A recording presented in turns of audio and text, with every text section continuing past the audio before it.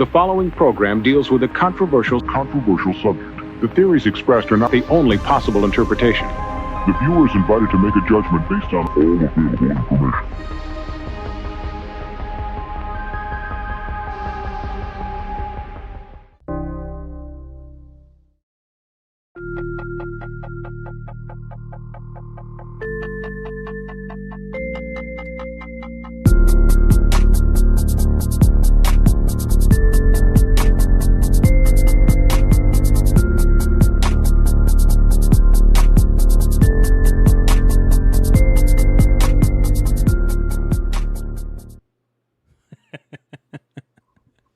Look at everybody getting mad in the chat.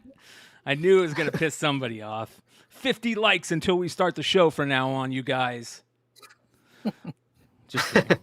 But it would be nice. Yeah, it would be nice. It would be nice. It's a lot of work hitting that like button. Yeah, I know, considering there is 53 of you watching right now, and we're only at 30 likes. So, but we love you still, you guys. Just love you so much that we had a Stein Pack Day today. Stein, how'd the Stein Pack Day go? So I changed it up a little bit this time. I did give subscribers that were on the 9.8 level early access. They could buy one yesterday, so that went well. So everybody that was a subscriber got one yesterday, and the rest of them sold today in 4 minutes. Nice. So Wow. yeah, 4 minutes? 4 Is that minutes. a record? Is that a record? Last year in the summer, I had all of them, and I usually do about the same. Usually like 60 to 70 is what I do. Yeah. I don't remember the exact time, how fast all I remember is I teed off. All right, I was about to tee off on a par 3, and I had my phone and I hit live. I teed off. I went to the green. By the time I got back in the cart and looked, they were gone. So Wow. how much time that was, I don't know. How'd you hit the ball, though? I made par on that one. Oh, there you go. There you go. Okay, that's acceptable on a par 3, I guess. Yeah. What some people don't know, so I've and this is usually what I end up doing. So I pack them all up. I get all the stuff I've got, and then once I usually do that, then when it actually comes time to actually before I actually do the show for them, I start throwing other stuff in. So I'm going to hit a show on Sunday, and I'm going to add more stuff to them just because I just feel like doing it. So Nice. so somebody here tonight will get one for free. What time's the show Sunday, by the way? Probably in the evening, probably after dinner or something, like Eastern time. So probably like 7. It usually takes a couple hours to go through them because they're, but I'm going to switch it around. Usually I do it in my little crappy office that's super tiny. But all my comics are out in the garage, in like my own section of the garage. I think I'm going to do the whole show from out in the garage. So I'll have a little bit more space, but I got to figure out the camera angles and stuff like that to where everything can be seen and everybody gets all happy. But You're saying all your comics aren't in your little pantry you're in there right now? no, even though it looks head. like it right here. I But like no. it. Are those so you're comics or hosting just through the place? Go ahead. Are those comics or are those just bags and boards above you? These are all trades. Oh, okay. These are all No shit. trades. Yeah.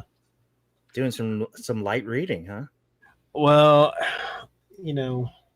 when I get a chance. But there's a lot of them I haven't read. I mean, there's some older ones there. I mean, there's like Dark Knight's Returns and Watchmen and stuff like, the classics. But So you're gonna reveal the place where you're held captive in your garage, right? yes. Not bad. So if everybody's wondering what he's talking about, Stein does an amazing job at creating what are called Stein mystery packs that have just been hits since day one that he started doing it. And he did something special this time. Everybody that is a member of the channel, not just a subscriber, but a member, where you guys can see the little membership thing below where it says join. You can see all the different tiers. Everybody that is a member, a paying member, gets to their shot at the Stein packs first, which is, you guys can hear it right now. Look at everybody in the chat that maybe didn't get it. It's sold out in 4 minutes. Like, that wouldn't happen to you. Well, it might happen to you, but you have a better chance at getting a Stein pack because you're a member of the channel before the rest of everybody else. So another good reason to sign up, other than just supporting the channels you love. You know, YouTube revenue is nothing.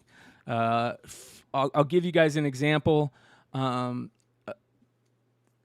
Beyond Wednesdays, I make maybe $100 a month off of it, which is really nothing. The memberships are what moves most of the revenue. So if you guys see a YouTube channel that you love and they have a join membership and it's cheap, Stein, what's the lowest level of the membership for you? There's a 99-cent one. Okay, that basically gives you access to all the emojis and then get you a badge as well. So that way it'll show us that how long you've been a member. So yeah, so that way we can call you out as a member.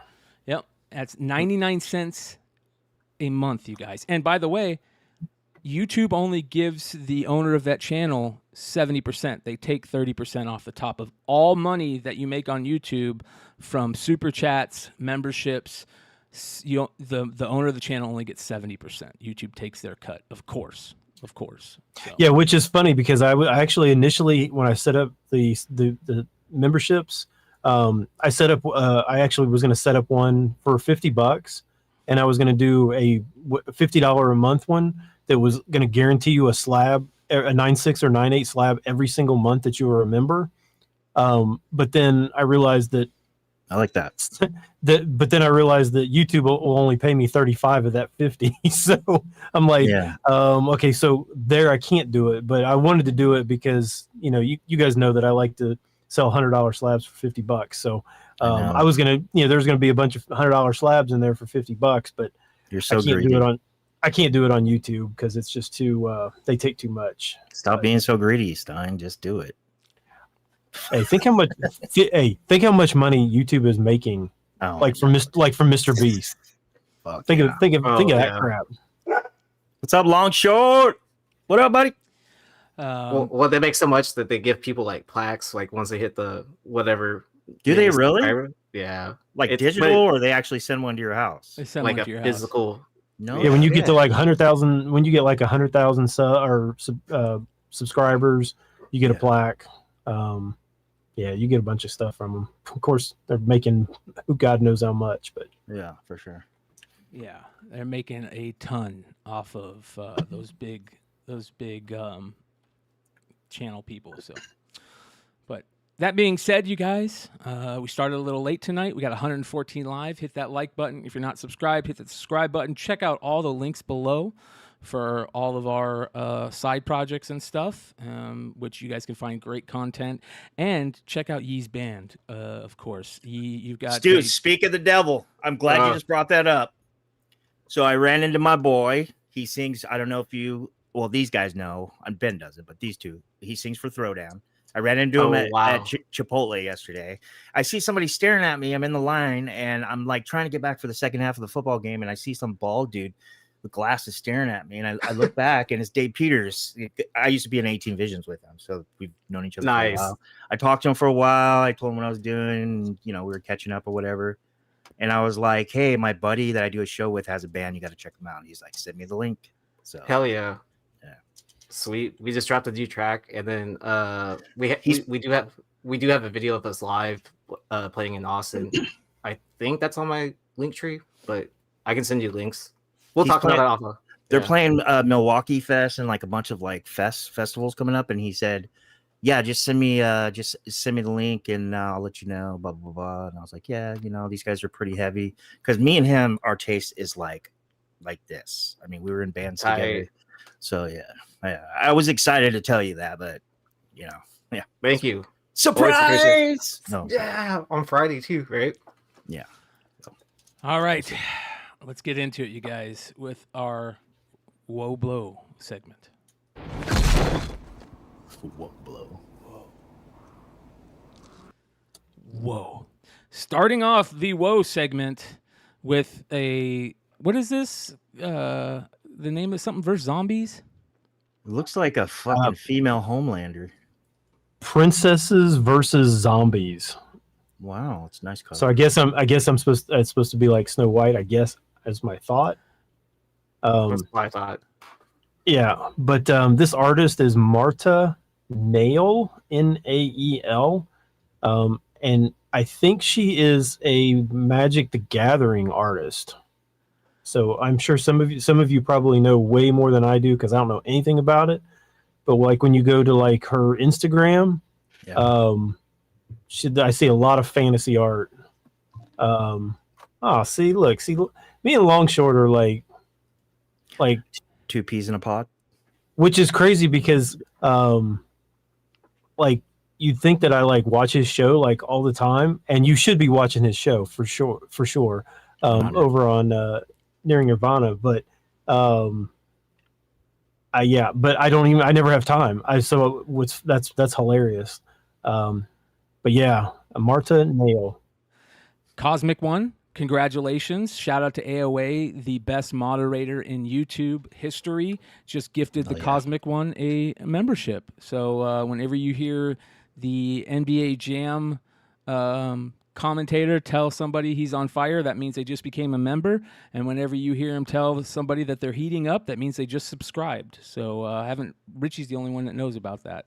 Stein and Yee, those are new sounds that we'll be hearing throughout the show. So I tried to get it right when I heard it. I mean, I was on the right path, but what's it from, Brian? NBA Jam. Hell yeah, man. Yeah. Nostalgia. So, but yeah, great whoa book for the week. Now, let's get into the other book. Oh, that blows. That blows.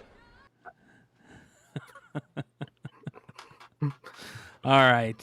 Hopefully you guys are hearing that. I don't know if everybody was hearing that. If not, we'll play it again. Let's play that one more time. Oh, that blows. That blows. He's on fire! Ben has just become a member. Thank you to Longshort. Appreciate that. The blow book of the week. New X-Men or just X-Men. That always threw me off back in the day, the new X-Men. This is when Grant Morrison took over, and it's just an amazing time in X-Men universe.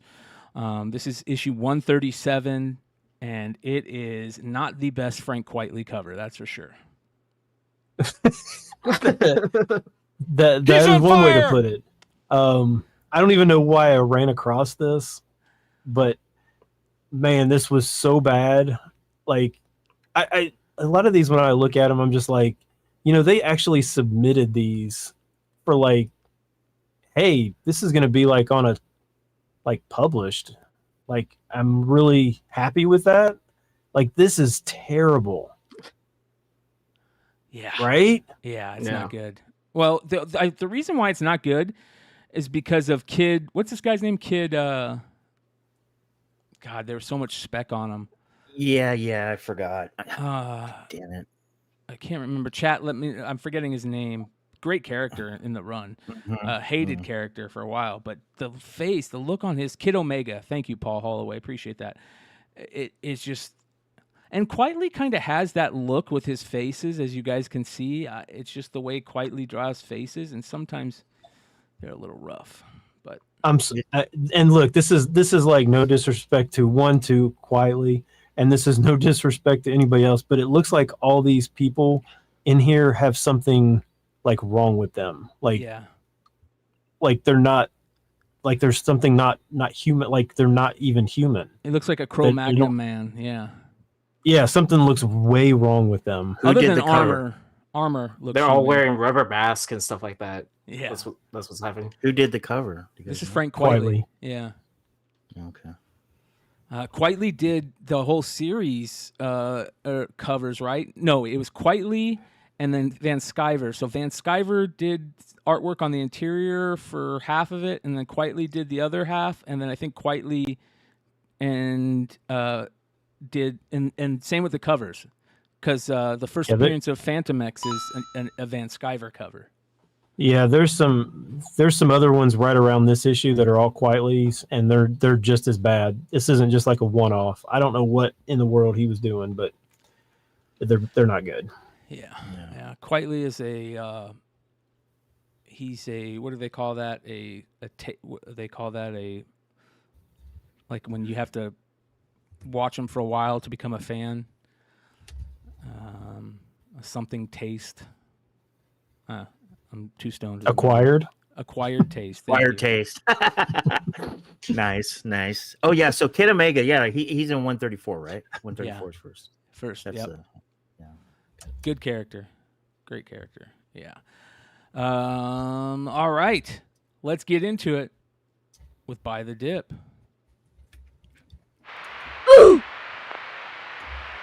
Starting off with a classic Finch cover, Wonder Woman 38.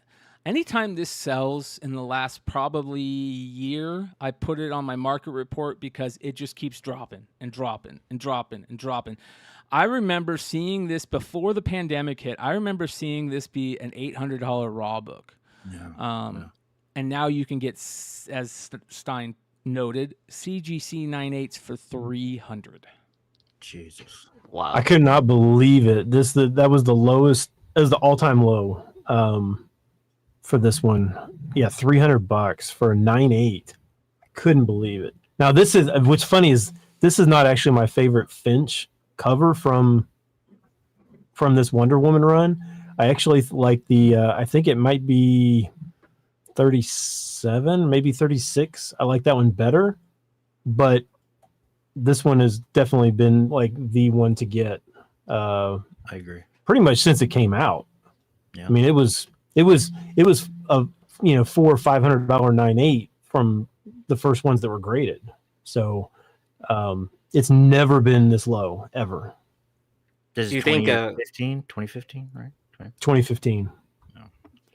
Do you think Finch's popularity has like declined since pandemic? No, I think that I think that he is one of those artists like Dave Stevens, that doesn't get his due. Michael Turner. He was really hot when he was doing his Moon Knight run back in the day, and but it feels like he still doesn't get his due. He's one of the best sketch artists in the game by far. He's one of those artists that you pick up his black and white variants, because they're so good to see his actual lines and stuff. There's very few artists that are like that, and he's one of them that you would rather have to see his line work than see the colorist mess it up. Well, not necessarily mess it up, but get rid. You can't see his line work when a colorist goes over it. So, I'm a huge fan of David Finch. Huge fan. Yeah, it's good. He's got a YouTube channel too, a really good YouTube channel where he draws while he's talking to somebody. That's where the Robert Kirkman Sentry leak came from. He was on Finch's YouTube channel. Shooting the shit. Yeah. Oh, that's the channel he was on? I didn't know that. Mm-hmm. Yep. A lot of comic book artists these days are going to YouTube and starting YouTube channels, and they'll get all their other creator friends on there, and they all draw and shoot the shit. I mean, that has become a big thing, and I'm glad that it has, because that's what a lot of us want to see. I love seeing my favorite artists, create work, which is awesome. Yeah, I agree. But big time dip. What was the high of this? Do we know the high of it in 9/8? I had it, but why did I not? Why do I not write that down every single time? I should be writing that down like literally every single time. And for some reason I forget, but I'm going to look really fast because it'll take me 2 seconds to look. This is what, 38? Yeah. I mean, I remember on flip side, Brian, you're right. This was like a 750 to 850 book. You're right. Yeah. Let's see here. The peak on it was 1,000. Okay. Even this year, in June, it was $800. Yep. In June. So 6 months ago. Oh, so that's a drastic drop then. Fuck. Hell yeah. crazy. Yeah, 4 sales this year: 680, 710, 800, and then 300 this week. Nice. That's awesome. If you like this book, now's the time to start looking for them. I don't know, $300 9.8. I don't know how much lower it can get than that. You know. Solid buy. I Yeah. agree with Brian. All right, moving on. Next, Buy the Dip book, Eternals #1. I feel like this has just been on a dip ever since the movie came out. 100. Yeah. It has, for sure. But this price is by far the lowest it's been in a really, really long time. So a CGC 9.8 of this sold this week for $365, which this one I did write down. This one peaked. This one peaked at 3,800. Whoa. Wow. And was consistently for almost a year was 2K plus for a 9.8 of this. No way. Wow. I wonder what the 30-cent price variant was going for. At least, what, 10K? Probably, yeah. That one was probably really high. Brian's Comic Garage said this is 300 more than it should be. Hey, it's Jack Kirby, man. Even though it's not, some people don't like this version of Kirby or this time in Kirby, it's still Jack Kirby. So, Yeah, and there's like 4, 5, 6 first appearances in there too. Yeah. So. Yeah. Brad, you bought a 30-cent variant or 35-cent variant? Took the bath. He said on took a 30-cent bath. variant. What did you pay for your 30-cent variant? I'd love to know. So he lost. Yeah, he said he took a bath on it. I wonder if he bought a 9.8 too. That'd be interesting. I don't know if there's very many of those out there. So since he took a bath, does that mean he also sold it? CGC 8.0 price variant he bought for 500. That's not bad. I mean, yeah, I mean, if you still have it, I mean, that's not. Terrible. I mean, it's still. Yeah, I mean, it's not the worst. I'd probably crack it and flip it raw. Yeah. Clean it up. Or Send it see to if Joe. it's pressable. Yeah. Because those price variants, those newsstands and price variants, they're still, even if on colder books, those, if they're hard to get, they're still staying decently. I mean, they're still liquid to some extent. Yeah, we talk about that all the time. Even during this market, scarcity is still there, value-wise. Yep. So. Oh man, that's funny. The house. We got to do something for AOA. I want to do something for AOA. I got to talk to the boys. We got to do something for AOA. Yeah, he's send them a best. Christmas present or something. I don't know. Where let me the StreamYard comments aren't working very well, so let me see here. I got a new thing I'm using. Where is that AOA comment? There we go. The House of Stein is still happy Kirby is dead. All right, moving on. Next, Buy the Dip. Saga #1, the Retailer Summit variant, limited to 500. Okay, so all right, so I kind of had like a hidden agenda on why I wanted to talk about this. Okay, so two things on this one. So this is what happened. A green label CGC 9.8 signed by Fiona Staples sold for $1,100 of this for a 9.8, which is the lowest price even for a non-signed since 2016 for this book. Wow.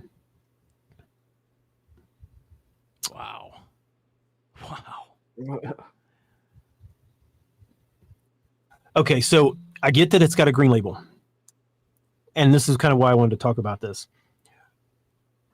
Do you think that at some point CGC will start authenticating non-witnessed autographs? Yes. Like CBCS does. Yeah, They because should. they'll Like need the PSA money. does. Like all the sports card grading companies, they all authenticate them.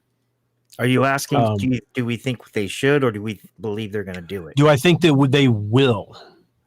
I think so. I mean, they're leaving money on the table. My Yeah. personal. So That's if fun. they're going to, so this one obviously took a hit because it was a green label. Now why would you get it? I don't know why you get it signed by Staples. I don't know. I'm not, we can have that discussion all day, but the green label is what's really probably hurt this one. Wouldn't it, if we think, and I don't like signed books, but if we think that at some point CGC will start authenticating these and giving yellow labels, wouldn't it be smart to start buying a bunch of green label signed books now? Yeah, because of the discount. Yeah. But it could take like 5 years, 10 years before they even start that conversation, right? It could. I mean, they may be having that conversation now. I mean, I'm sure that they lose a lot of more money than we probably realize to CBCS just because of that autograph authentication. Yeah, Reef is saying it's in the works. He's saying it's good hedge. I agree. Yeah. Justin Shannon said he talked to Brittany at CGC about it recently, and she said they thought they would. It will be Buy a different label. Yeah, I don't think they will do yellow. He says so.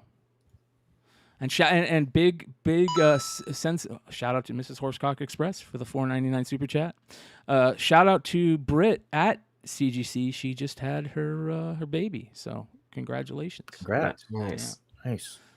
So, But like I said, it's just one of those things I was thinking like, I know they get hit a lot with these stupid green labels, Right. the values of these, but it might not be the worst investment to start buying. Because look at this one. $1,100. Like, again, I wouldn't have ever got this signed by Staples, or signed at all because the book's too rare to get a signature on it and mess it up. But this is a really low price for a 9.8 of this book. Really low. Yeah. It just, I don't know. It's just one of those things I thought about. And I was like, I think we should probably talk about it. well, here's the problem that I see with all this is they did that where they wanted a witness to try and stop the fuckery. But let's be honest, the CGC witnessing thing has some of the most problems, and there's the most fuckery going on. The recent whole thing that happened with Epic Nation and his issue where he's been doing fucked up things behind the scenes with a certified witness person. There is a lot of that I personally have heard from people behind the scenes over the last 3 months because of what happened with Epic, that the signature series people, CGC has their eye on them right now because of how much fuckery is going on. So Really? but what I'm getting at is it takes away the whole reason that they did that is so there wasn't any fuckery, but there's too much fuckery there, and it's one of the biggest problems. So why have it? You know what I mean? Like, I get to change the label color, that would be better, and allow it. I don't think, just like CBCS did, where they had the red labels. I remember that too. The red red labels, yeah. So they're going to do something, and they're going to need some money, just like everybody else. They had to move back into their old building to save some money, and everybody's tightening their purse strings. So I could see them getting a little bit of extra money in the till by doing that. So Jersey to the Bay says, can we just call him Epic Fail from now on? Great idea. Great idea. So, but 1,100 for a 9.8 of this, and there's only 500 of them out there. And this is not like a retailer exclusive where that retailer could be sitting on 1,500 copies in diamond boxes in their garage. There's a way better chance that this is actually, they only gave out 500 of these, because of it being a Diamond Retailer Summit variant. That being, Do you think the green would actually complement the cover itself though?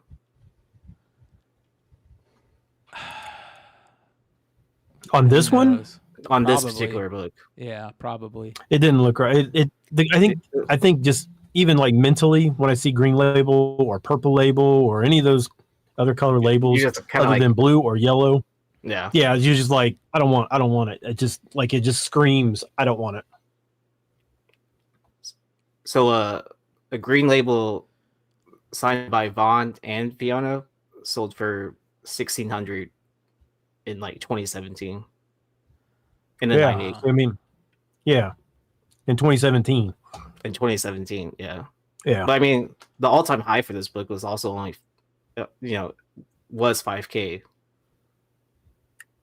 Which I still think is probably too much for this one, just because it came out so far after number one. It wasn't like released at the same time, so I could see why it's never going to get like that ridiculous level. But it's kind of like one of those Turkish variants. Hint, hint. Kind of. All right, moving on Buy the Dip. Oh, I love this book so much, and it hurts to see that it's dropped so much, but it's also good because I love it so much. I'm going to be picking up as many as I can. Star Wars Tales number 23. This is the photo variant. I actually like the regular cover better than the photo variant. But first appearance of Darth Revan and Malik in this one, right? Yeah. This one also set an all-time low by $50. A CGC 9.8 of this sold for $100. So I'm snagging lowest, those all day, every day, man. Are you kidding me? Yeah, lowest ever was 150, peaked at 700 for 9.8 of this. Sold for $100. Damn. As soon as we see a Revan or a Malik, like, you know what I mean, something, it can even be the video game, this thing's going to just go crazy. Not only is this way down, so is the Knights of the Old Republic number 6. Is it 6 or 9? That's the first appearance of Revan, Darth Revan, right? I can't remember what it is. It's been a long time, but that one's really down too. So Star Wars characters that people love that haven't hit yet are great spec plays, especially for $100 9.8s. So. Yes. Number 9, you're right. And this is by far the best Star Wars series from comics. Star Wars Tales, the whole run is excellent. Yeah. So, all right, moving on. Another Star Wars book. Star Wars The Clone Wars number 1, the Dark Horse limited to 1,000 variant, which used to be a $10,000 9.8, and it has dropped a ridiculous amounts. Wow. Yeah, and this was kind of another one of those that I'm like, I kind of want to talk about. So, and you guys can kind of just tell me what your thoughts are. So this sold a CGC 9.6, not a 9.8, but it was a 9.6. Sold for $1,600 this week, which is the lowest price since in 4 years. Pretty much ever since Ahsoka was like all of a sudden became a thing. It's never sold below that. Now this one did have a crack in the case. Now I looked at the pictures on the listing. And so like it was like kind of like on the side in like this area right here, like about this much, about this much on the side, not even on the front. It wasn't like a crack across it. It was just on the side, and it was about that big. Would that crack in a case, like, I don't know what the discount, I mean, basically by having that. Did the seller list it, Ben? Sorry to interrupt you. The seller noted it. But I'm thinking, why would you sell that book with a crack? Why wouldn't you just get it reslabbed? Why wouldn't you just send it back to CGC? Unless he just really needed the money.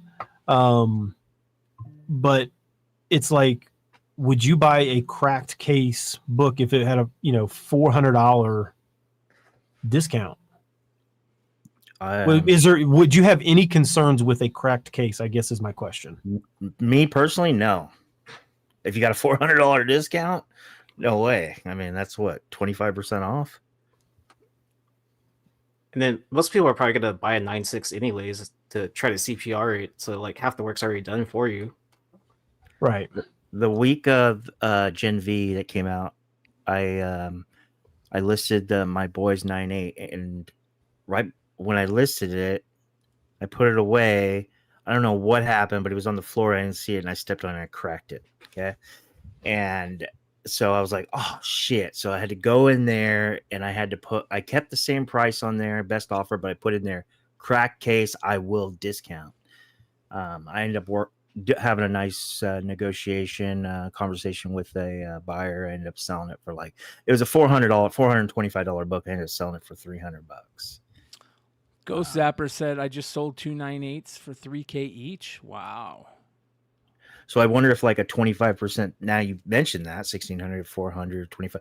So I wonder if 25% is kind of like the going rate discount for a crack case. Yeah, I mean, you just wonder. Yeah, I mean, he just sold 2 9/8s for $3,000 each. I mean, yeah, who was it? Miguel said it was $16K at the peak for this book. I mean, that is such a drop. I mean, such a drop. Now, should it ever been $16K? I don't think so. I mean, it's dropped 90%. That's about all collectibles have dropped not all.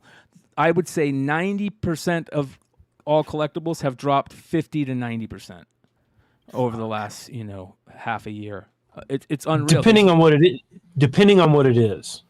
If it's anything that's obtainable, then yeah, I would say that's true. If it's unattainable, I don't think that's necessarily. Well, this is a rare book. It's rare. You think it's rare. I actually this one I did find. I found this one in the wild. I got it for $5. No way. Really? Yeah. And I sold it to somebody in the group raw, and I think they got a 9.8 on it, but I don't even remember who I sold it to, and it was right before it blew up. Stuff. Yeah, I can't remember who I sold it to, but it was somebody that we would know. Morello? They're like, I really want. It might have been Morello. I think it was Morello. I think because I remember him. He was so mad that he didn't get one of these, and then something happened where he finally got one.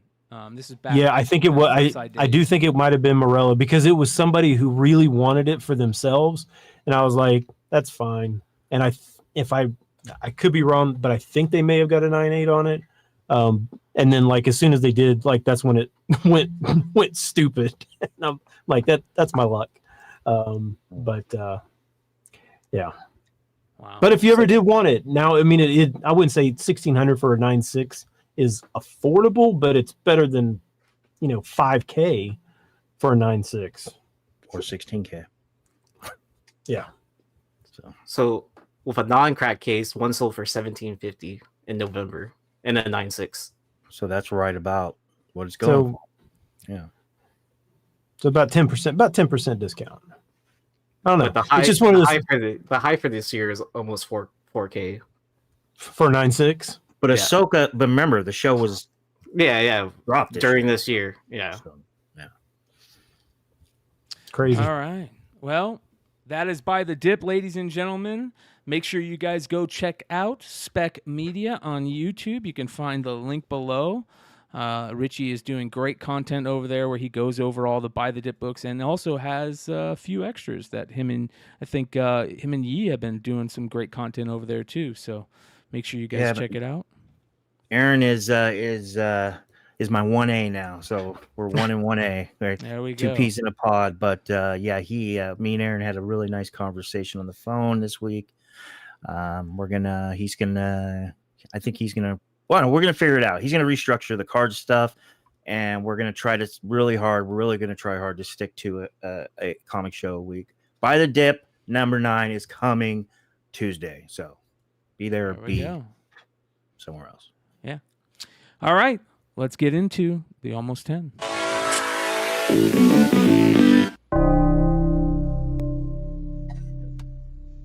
Starting off, Star Trek Strange New Worlds, the Scorpius run, number 4, a Raza retailer incentive 1 in 25 cover. Yeah, okay, so we've had some of these other Star Trek 1 in 25s on on here before, just because nobody really has them. They're super. Nobody's ordering 25 copies of Star Trek: Strange New Worlds. No, for sure. Yeah. Now this one, first of all, I think Raza is really, really good. And I'm not like a huge Star Trek fan or anything like that. But if you're talking about like, mall photos where you've got, the face up in the corner, this one is like spot on, right? Yeah, this came out this week, right? And I was looking at books, and I actually like the 1 in 10, Hernandez. It's a Spock cover, and it has like, it's kind of crazy, but I didn't like the fact they did it black and white. And then I was waiting for this one to drop, but it dropped. There was only one that dropped and was gone, so I missed it. But yeah, this is great. And Raza's been killing it on these covers too. I mean, this isn't like my favorite or anything like that, but I like how he's changing it up. I want to hear. I know all of us want to hear from our Trekkies out there. I mean, Bryan, he has his own feelings about Trekkies, but no, honestly, I want to know, like, because ever since we started talking about this, maybe like a year, 18 months ago, maybe around there, to the 2021, I feel like every single time one drops with a 1 in 25, it's gone, or a 1 in 50, it's gone. So I want to know, like, what's the spec? Like, what's the show? I don't know anything about Star Trek. Let me know, guys. Let us know. I think it's just Star Trek fans, right? I mean, there's but what's the appeal? Of them. What's the appeal? What's the appeal? Yeah, they have to collect the data. Yeah, and just have it. What's the appeal of Star Trek? Yes, of Star Trek. I mean, what's the appeal of Star Wars comics? I mean, well, I guess you're right. That's I'm being biased, I guess. Yeah.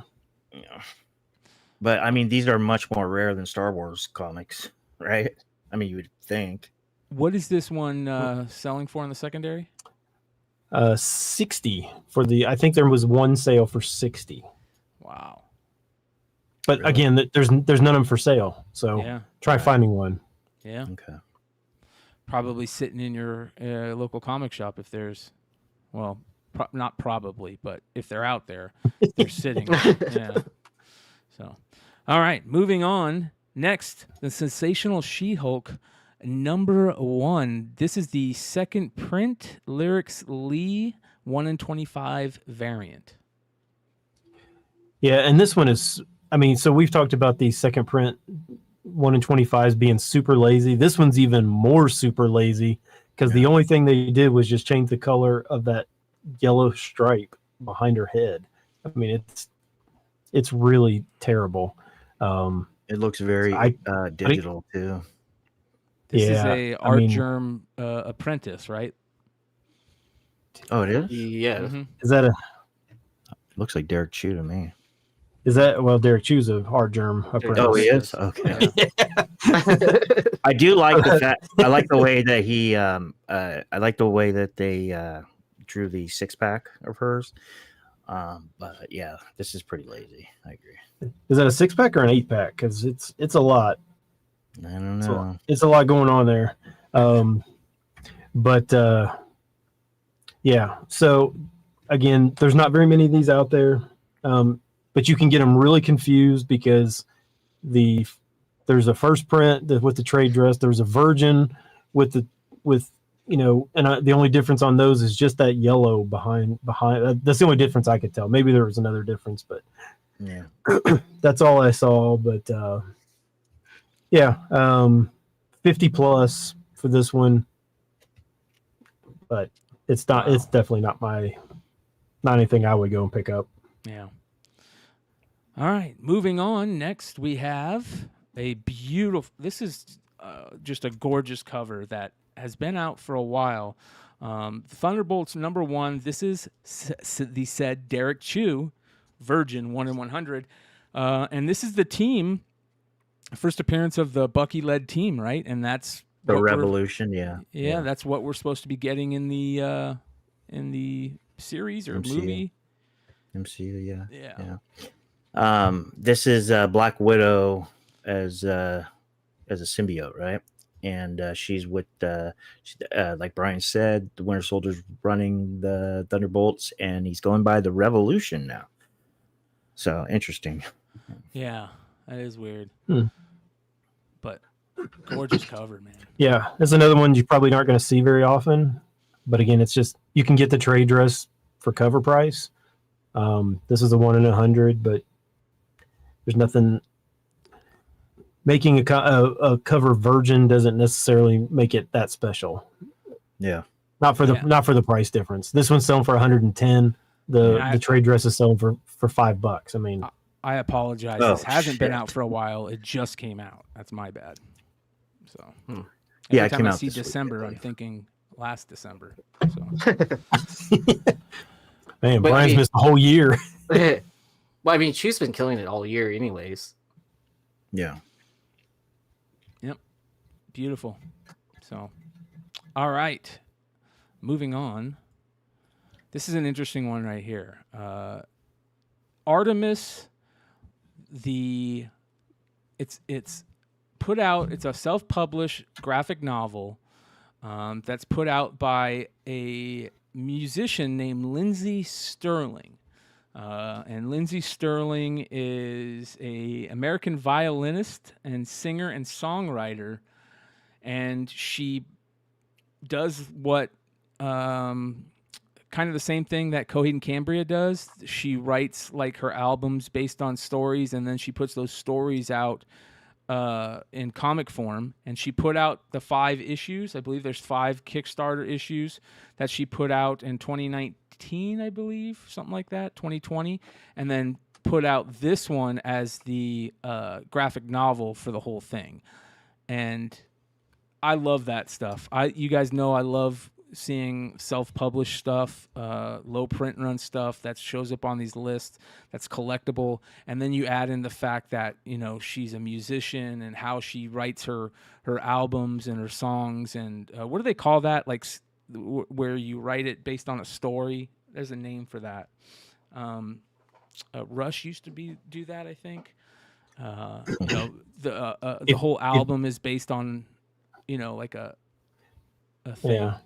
I can't think of the word either. But if you've never heard Lindsay Sterling, I'm sure you have. You may just not have known it.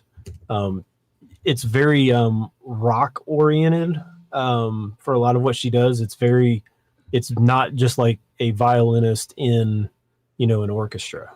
Like she would probably play with Yee at one of Yee's concerts. I've seen bands like that, and they're really good. Like those violinists, they're impressive. Hell yeah. Like, Yeah. Yeah. Thanks to Lord of Brooklyn. It's a concept album. Thank you. And Comic Book Countdown. Yeah. But yeah, so this one sold it's actually sold. I think she does a Christmas thing. And so that may be putting her back in the spotlight at Christmas time. But there's been a few of these that sold this week for 100. But if you are interested in this, I did check, and she does still have these available on her website for $50. So, nice. If you like something like this is a I don't know how many issues. I think it's 4 or 5 issues maybe that was in this series. And I think she has individual. I don't think she just sells graphic novels, but the graphic novel on her website does say it's limited, but it is still available. I accidentally put the wrong one in there. I apologize, you guys. I'm dropping the link. If anybody wants to go check it out, there's the link. So. Is she an actor too? I feel like I've seen her in a movie.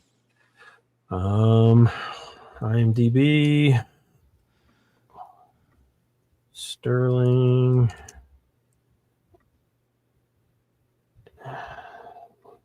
She was in Pete's Dragon. Okay. Did you watch Pete's Dragon? Oh, yeah, it's like my jam, bro. I remember Pete's Dragon back in the day. That was a great cartoon. No, this was the one that came out just in 2016. Oh. Okay. Oh. There you go. Very interesting. She's done stuff with Pentatonics. Looks like she's done some voice acting as well. But cool. Yeah, she's from Arizona too. Gilbert, No shit. Arizona. Yeah. That's awesome. How far is Gilbert from you? That's close, right? South, yeah. South, about an hour away. Okay. So there's the link in the chat if you guys wanted to go pick one up. All right, moving on. Next, Fast Willie Jackson, #1, a killer book that is so tough to find, from Fitzgerald Publications, Inc., 1976. Is there any more of a 70s cover than this? I mean, it is like amazing, straight 70s. Kind of reminds me of Fat Albert a little bit. Right? Yes, this is gorgeous. Yeah. So this one had a CGC 9.2 this week, sell for $450. The last kind of comparable sale that I could find was a 9.8 sold in 2020 for only $550. So that was a 9.8 sold for $550. 9.2 sold for $450 this week. There was some really good sales for a couple other books, African American comic books. Black Man #1 sold this week, and so did not Ebon, Lobo. Is it called Lobo? That's the Western one, and they're both like, it's considered like the first African American superhero. Both of those sold this week for decent amounts. I'm gonna try and pull them up here for you. Let's see here. Oh, we did. We disappeared on the screen. Oh, did we? Okay, hold on here. Lobo sold for $404 and a 5.0, and Black Man sold for $430 in a raw. So tough to find. All right, and then also we talked about what was the book we talked about last week? Wasn't there another book that we talked about last week? The first female African American comic. Yeah. Yeah. I can't remember. Was that last week, or maybe it was a few weeks ago? I can't remember. Yeah. So, all right. Moving on to Gem and the Holograms. What is this? Issue #1, the retailer incentive cover, an art germ cover. There is a black and white of this, but the color is way better. Yeah, this one sold for an all-time high in 9.8 this week, at $200 for this. I don't know how many of these were limited to. I don't even know if that store is still around. Is that the name of the store, the Comics and Ponies? Yeah. Okay, I thought that was the name Comics of the and Ponies. Okay. Oh, they were doing stuff with Eastman, I think, at one point in time. Yeah, they did that Jenica version for TMNT 95. But yeah, this one you don't see that often. But Synergy yeah, $200 for 9.8. Huh? I said Synergy would be proud. I started watching the animated series on YouTube. It's too much to binge, but it's fun to watch every so often. There's a show called Synergy for Gem and the Holograms? No, it's the AI computer that disguises Jim or whatever her real name is. Oh, I got you. Yeah. Interesting. All right. What did this sell for again? Secondary market? $200 for a 9.8. And I don't know about you guys, but I love when the artists make the hair like super long and flowy like that. I don't know why that just always looks good. Yep. That's why I've always loved Medusa in comics, right? Oh, with the long hair. So, all right. I thought she had snakes. Doesn't she have snakes on her head? No, isn't Medusa? Isn't her name Medusa? What's the name of the chick that's part of the Frightful Four? Okay. The long red hair. Oh, you're talking about with Gorgon and yeah. Black Bolt and stuff. Yeah. Oh, okay. Yeah, Medusa. Yeah, Medusa. I think Yeah. Richie was thinking about like Medusa, where you look at her and you turn to stone. Yeah. Yeah, freaking what's that movie? The Wrath, or what's it called? Titans. What's it called? Titans, yeah. Yeah. Or something of the Titans. Anyways, Clash of the Titans. That's what it is. All right. Moving on. Another interesting book. This is a perfect book for the Almost 10. CatEyed Boy, issue number 2 from Viz Media in 2012. Richie, this is your book, man. You know everything about this one. Okay, so we got the first appearance of what the? No, I don't. Yeah, I don't know anything about this. I like it. Just first of all, you guys know me with these furry things. Like they just make me laugh a lot. And I saw a ton of was it Furlough? I think is what the name of there was a bunch of those that sold this week, but this one, because it's like, and I'm sorry that I don't know the difference, but it's like what, manga or something like that. And I don't know the difference between manga and anime. Yeah, so you can laugh at me all you want. I don't know. I don't know the difference. Same here. It's the process. So mangas are like books. Anime would be like animation video. Yeah. Are they still are they both vulgar? Like as anime? Like I know anime is vulgar, but so here's a quick rundown on this book. It says, hated by humans and demons alike, Cat-Eyed Boy dwells in the shadows of the human world. No matter where he goes, terrifying situations involving humans and demons begin to unfurl. These are short stories of revenge, obsession, and retribution. Cat-Eyed Boy acts as a trickster, saving the innocent and helping the wicked receive the punishment that fate metes out. So there you go. Yeah. I have no clue. But this one, it had a sticker on the back of like $24.95 or something like that. But it sold for $150. Wow. This week. So there's only 2 issues. So I'm not surprised. Manga stuff is what the younger generation wants. They could care less about comic, quote unquote American comic books.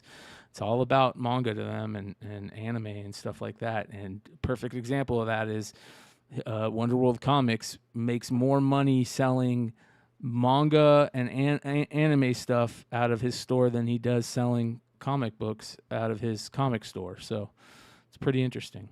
Very, very interesting. All right, moving on. Next, I love this one. I absolutely love this one. Some great variant covers in Ghostbusters world. This is Ghostbusters Get Real number 3, the Stay Puft action figure variant. Hell yeah. Nice. Yeah, I didn't even know this one existed. The artist is, what did I say, Chris Uminga? I'm not sure who Chris Uminga is, but this is a store variant. Mm-hmm. I don't know anything about the store. It is right there on the front cover, which I don't like. I don't know why they put it on the front cover. But Mile High does the same thing, and their logo's terrible. But no offense, yeah. I mean, this book on lens though, where it looks like it's part of the action figure. It does. But yeah, so this one sold for $55. Would you guys pay $55 for this? Probably not. I wonder how many of them there are out there, though. No, good question. If it were a 1 in 10, would you pay $55 for it? No. I might, dude. I'm a fan. I pay man. about $30, $35. I would consider. Those Ghostbusters and a lot of those IDW things are, when you get in those 1 in 10s, are so hard to find. Especially on like a number 3 of this. A 1 in 10 would be, I would think, pretty rare. But I'm always so concerned anymore with these store variants. I just don't trust them. I wish I did, but until they start individually numbering on the books, I just can't. I just have a hard time trusting any of them. If this is 1 in 10, I would pay No, $50. no offense, Dennis. Yeah, no offense. I really Jersey to the Bay said that he still has his original Stay Puft and Slimer toys, and so do I. I still have my Stay Puft and Slimer. I can't find the Slimer, but I have the Stay Puft downstairs in an entertainment center thing. And I remember those toys as a kid because my brother loved the Ghostbusters toys. And the Slimer figure from that toy set, the big one, it's like the size of your hand. It's awesome. It's such a great figure. And the Stay Puft is a great figure too to display. So I might buy this, for $50. Who knows? Maybe not, but if it's in good condition. I'd never seen this. Have you ever seen this? I've never seen it. No. Nope. I kind of remember these designs because didn't they do other titles had kind of something similar to this? Speaking of that, how about Teenage Mutant Ninja Turtles doing the same thing with 3 characters for this issue? This is issue number 52. Of course, the first full appearance of Jennika, and you have the April O'Neil action figure variant. They also did 2 of the Turtles for this issue, but the April one is probably the one most people look for, I imagine. Again, I didn't know that this one existed. But which is really weird. In June, a 9.8 of this sold for $16 for a CGC 9.8, $16. Wow. Yeah. But this week, a raw copy of this sold for $60. Wow. There you go. Is this a retailer exclusive, or is this a? It is from Eastman's Club. I don't like to say retailers. Yeah, okay, but at it is all. is it a retailer? It is a retailer exclusive. It's You don't have to say one. where. Go ahead. It's one of those. It comes from Eastman's Like Club, month- I think, right? One of those the monthly boxes. subscription things. Monthly subscription boxes. Okay, that makes sense. They should have put Jennika on there instead of April O'Neil. I love April O'Neil, but they should have put Jennika on there. She doesn't make her first cover appearance until 94. Shit. What is it? You guys know. I don't know. I wrote about it. I can't even remember. I think it's 90 or something. 96. Yeah, 96 or something like that. No. As a human. Oh. Collector. He knows. Damn it. I forgot, but I spec'd on that book card. The second prints especially. But yeah, they should put Jennika on there. But oh well, this is cool. I like it. Oh yeah. And one of my favorite all-time series for multiple reasons. A lot of people don't realize this, but the very first Scotty Young baby covers are from this series, X Babies. Number 1 is the very first Scotty Young baby cover.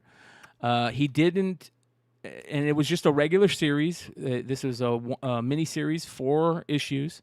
He didn't start doing his baby variant covers until Red She-Hulk number 68. But the first time he did the baby style was for this series, X Babies.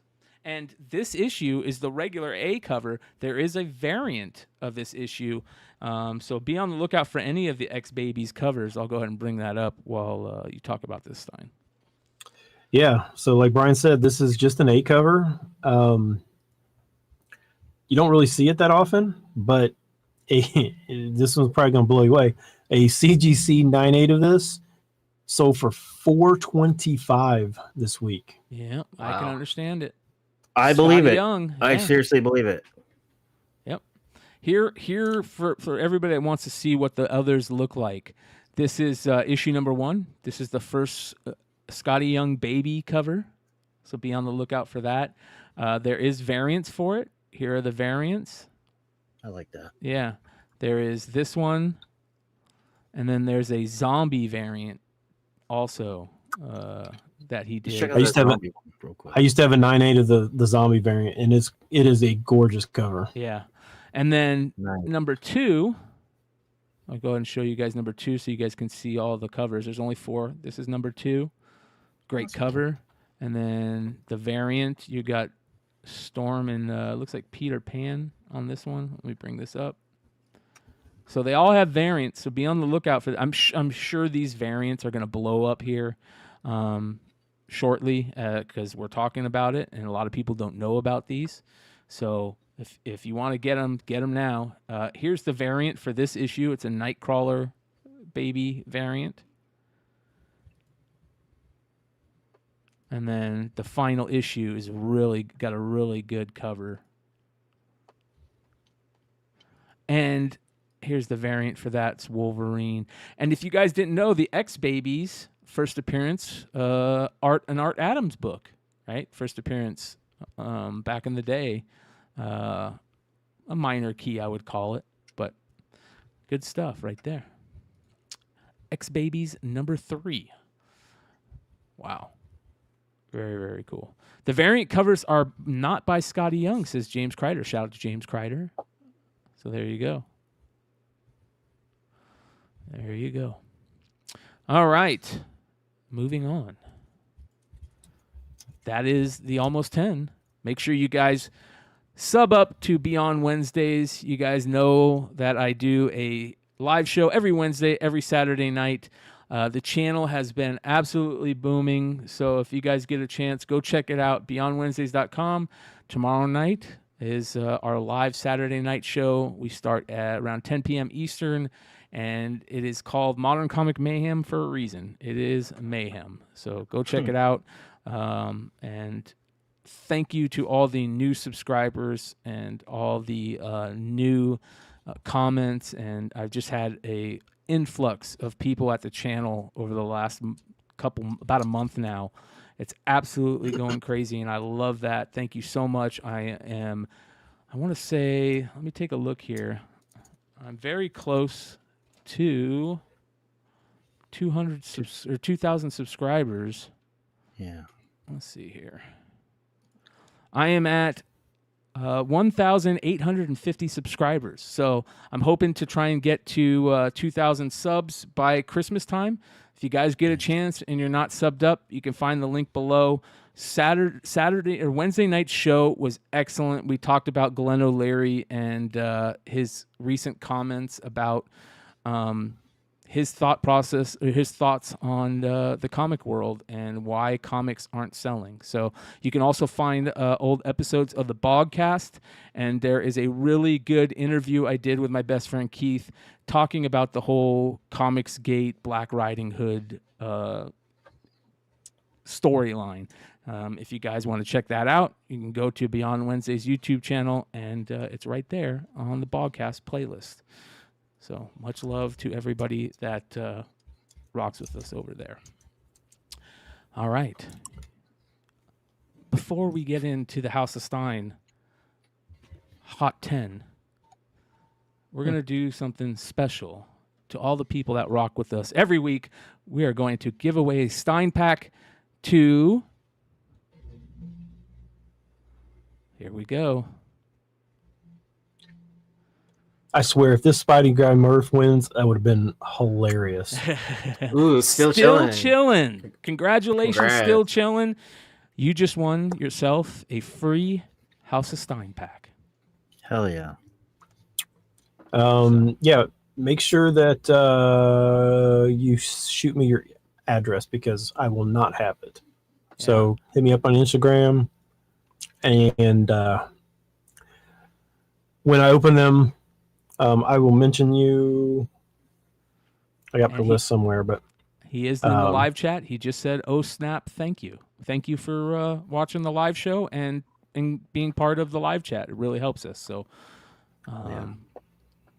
we like to give back, and Stein is always doing that in the best way possible.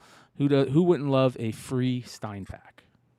So it could be worth $2,000. You may just win $2,000. There you go. Yep. All right, moving on. Let's get into the list. Yeah. Starting off with our Golden Age honorable mention, Out of the Shadows, issue number 9 from 1953. Okay, so this is really funny. I don't know why this popped into my head when I saw this cover. First of all, I don't even ever remember seeing this cover before. Here we go. Or even never even heard of this title. Yeah. But other than not having blonde hair, I was thinking the I was just thinking of my Arizona people. So I was thinking we got Laura back in the background. We got Ant with the newspaper. And that was Bryan coming in on the wheelchair to mess everything up. Shout out to Bird City Comics. Those are our peeps, man. Those are our peeps. And it was a running gag for a long time. Bird City, Laura and Anthony would join us every Friday on this show in the early days. And it was a running gag for a long time that the Golden Age covers had one of them in it. So good stuff. But I like this cover. I even though I've not really heard of this title, which is what's always just so weird. Like you've looked at it, like when you look at like thousands of Golden Age covers, like some of the titles just don't stand out. Like you may have seen it, but you just don't remember it. But like now seeing it, I'm like, oh, I actually really like this cover because I'm not sure why a skeleton would be sitting in a wheelchair. There it is. There it is. He has no muscles. He just has bones. Like, why is he in a wheelchair? I don't know. But yeah, so a CGC 6.0 of this week sold for $2,000. Damn. Wow. Golden Age books, man. Horror, crime, even romance. Those Golden Age books are one of those rare books that Stein is talking about that, you know, they've seen a little bit of a drop, but they hold their value over a lot of the modern stuff that we see. Yep. So Key or no key. Yeah. Yep. You're right. Tough book too. Look at the top third of the cover all black like that. The window being black like that. That's a tough part of the spine there. So, man, how much again was it? 6,000? 2K for 2K. CGC 6. A CGC 6 for 2,000. Wow, that's excellent. That's killer, man. I am going to be sending a ton of my Golden Age and early Silver Age stuff to get pressed and graded next week. So, Nice. I am hoping to have within 3 months a nice little CGC opening of some old Silver Age and Golden Age stuff to blow some people away. Yeah, that'd be incredible. Yep. Yeah. I'll believe when I see it. I know. I am. I'm trying to get that Punch 12 graded for like 3 years. I am the king of. What is that called when you do that? When you say you're going to do something? Procrastinating. Procrastination. Yeah, I am the You're king the of king, I'm procrastination. the prince. Oh yeah, and I will say this: if you've ever like tried to talk to Bryan and like send him a message and he doesn't respond, don't take offense to it because he doesn't respond to me either. He does not respond at all. So yeah, never take offense to me. I'm a don't phone respond guy. to me. I barely talk to him.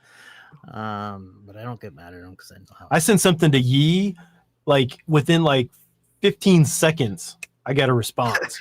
It's because I'm already staring at my phone. I'm in that generation. I want to shout out Tiger Fett for breaking his cherry. His very first super chat. He says, "Thanks for always putting on an awesome show." Well, we appreciate you, Fett. As always, longtime community member. Really good dude. So good shit. Yeah, man. I am either busy doing something and I mute all my messages, and everybody that gets.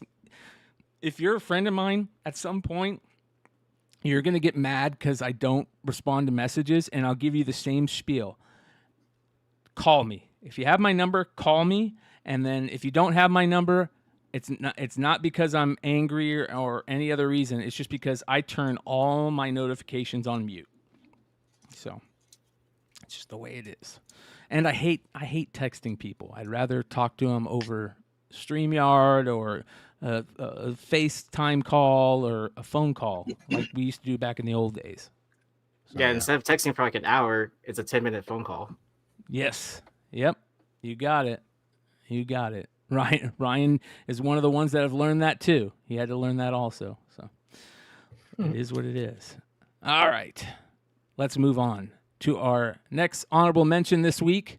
A killer book. Invincible Returns #1, the Darwin Cook 1 in 10. This is a killer book. First appearance of Thrag. And there is Tiger Fetz, $4.99 super chat. We appreciate you, brother. Absolutely. You know what's weird about this book? So one, I think most people know I didn't initially like Darwin Cook, but then he really started to grow on me. But there's a 1 in 25 that sells way less. 1 in 25 Eric Larson cover of this. This sells way less than this Darwin Cook 1 in 10. Look at Dennis's message. What? Wow. Yeah, that's crazy. Good for you. Wow. That's awesome. That is for you, amazing. Dennis. Yeah, rest in peace, Darwin Cook, one of the greats, the absolute greats. And this is a killer cover, man. I love this cover. Yeah, so this was about a $350 book, but it sold this week for $410 raw. So Wow. Crazy. I like this cover too, but I think the 1 in 25 is pretty close. This one's better, but I think the 1 in 25 is pretty close. Was there a Darwin reason that Cook there was over. not that the show did not come out last week? Oh, they did 5 episodes. It's mid-season break, and then they're continuing the rest of the season in like March or something like that. Oh, so Okay, so it's well, like that's stupid. I binged it to get all the way caught up, and then they. If I'd have known that, I would have just waited. Here are the other covers. There's the David Finch regular cover right there. And then you've got the 1 in 25 Eric Larson. And this is a really good Eric Larson cover, man. Yeah. Yep. I usually can't stand his Savage Dragon covers. I love his old school Spider-Man art back in the day when he took over from McFarlane, but I'm not a fan of his recent Savage Dragon stuff. But this is excellent. Holy cow. There you go. Very cool. Over 400 for a raw modern is pretty crazy, especially when that modern is from 2010. Wow. Unreal. All right. Let's get into the top 10 with the number 10 spot. Iron Fist #14. First appearance of Sabretooth. Yeah, this was kind of this was like in the same vein as all the other things that we've been talking about. Yeah. Coming way off the highs, falling, just continuously falling. And this week, nope. Once those Deadpool pictures kind of popped up, pretty much across the board in all grades, this is up about 10%. I didn't put any specific dollars, but they were all up about 10. So if they were selling, like a 9.4 was, let's say it was selling for 500, now it's selling for like 550. So they all dropped down, and now they all jumped about 10% this week. I love how a ton of people were talking about that Greg Land homage variant with these Sabretooth decapitated head book. And I remember everybody talking about that and just thinking to myself, I would rather get, like this book or some of the other cool Sabretooth keys, which a lot of people don't think about. Right. Those Iron Fist and Power Man books, and then some of the he was supposed to be the bad guy in one of the final Miss Marvel issues that didn't get printed, so they put it out later on in one of those Marvel anthology books. I forget which one, but there's a lot of really cool Sabretooth keys, early keys that people don't know about. I didn't see the leak, so is it Ray Donovan that's playing him again? No, it's Tyler Mane. It's the original Sabretooth. Okay. Yeah. Was this book on Buy the Dip? No, I've wanted this book for so long. I missed. I slept. I didn't put this on the Buy the Dip, but this is definitely, this one and Marvel Spotlight 5 are like the two Bronze Age grails that I've never been able to achieve. The guy I was talking about is because I thought I read something. I didn't see the leaks. I should have leaked. I was being lazy, but I thought I read something that it said it was the original Sabretooth, Victor Creed from the XMen from Wolverine Origins, which is Liev Schreiber. No, So it's the not original Liev Schreiber, one huh? from the X-Men movies. Tyler Mane, Oh, who also has a comic book he recently released. He's doing the rounds on all the shows. He hit me up over IG, and I just didn't see it because it was in those things where if they're it puts them in like a different category. To come on the channel to talk about it, I just didn't see it in time. So he's really hustling, and he's a big comics guy. So take a look at Tyler. I think Swag did a video with Tyler Mane, and I think Bronze Age Nerd did one too. So go check those out. Yeah, exactly. Tomb. See, he should have called me. Yeah. There is a Mark Jewelers out there of this, Yep. and a 35-cent price variant. I mean, you guys probably already know that, but that book is like impossible to find. Yeah, I sold an 8.5. No, I mean it was a 9.0 or a 9.4 signed by Claremont. I sold.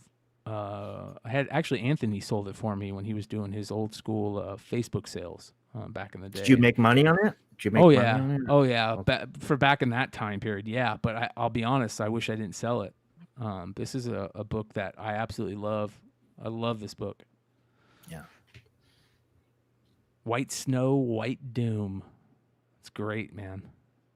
So, all right. Moving on to the number 9 spot. This is an interesting one. DC Comics presents number 22, a Whitman variant specifically. And if you guys don't know, Whitman, a lot of these Whitman variants from this time period were put in those multiple comic packs. And you could see the W logo right underneath the 40 cent and then the cross out in the barcode. There's some great Whitman variants out there that are really tough to find. There's also the Whitman variants are the bane of a lot of Star Wars fans' existence because they think it's the 35 center and it ends up being the Whitman reprint. But why is this one on the list this week, Stein? Your guess is as good as mine. Now, this could have been one particular buyer, but there were basically any one of these that was listed sold this week. So a CGC 6, and these are all sales from this week. A CGC 6 sold for $1,000. A CGC 4 sold for $650, and a CGC 2.5 sold for $500. And I know that there was at least one raw copy of this that sold as well this week. Is there any? And I'm not really sure. I have no idea. No first.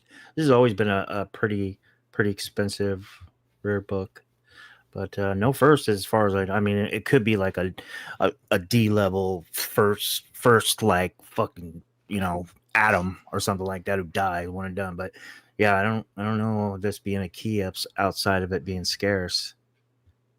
It's just one of those things like if and it just kind of got me thinking like if I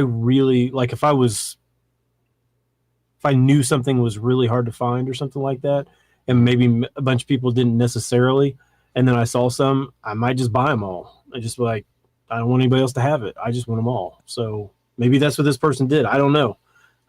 It may not be the same person that bought them all, but it is kind of strange that all of these sold this week, and these were all like way higher than prior sales. So, Superman Insider knows something. Who knows? Maybe. I like the cover. I think it's cool. It's a lot going on. Yeah. All right. Moving on to the number 8 spot this week. A beautiful Harley Quinn black, white, and redder Nakayama cover. This is issue number 5, the 1 in 25 variant. Yeah, this one came out a couple weeks ago when we were off for Thanksgiving. Yeah, so last week it was selling for about $50. Now it's up to like 75. Interesting. Wow. It's a great cover. Excellent cover. I love to see Nakayama covers that don't look like his famous Nakayama cover style, you know, the retailer exclusives he does, where it's all those negative space style covers. It's nice to see him do something different. I agree. Well, it's kind of like that with a background now. Yep. Yeah. Hey, man, the backgrounds work. Look at what they did for Yeah. Lobos. Look at what they're doing here. Backgrounds can be very important. So, Jersey to the Bay says he picked up the Warren Lau issue for this one. Cool. Yeah, I think the Lao I think I like the Lao better than the Nakayama. Yeah. I think maybe I'm getting it mixed up. There are a couple variants for this one. Let me bring it up.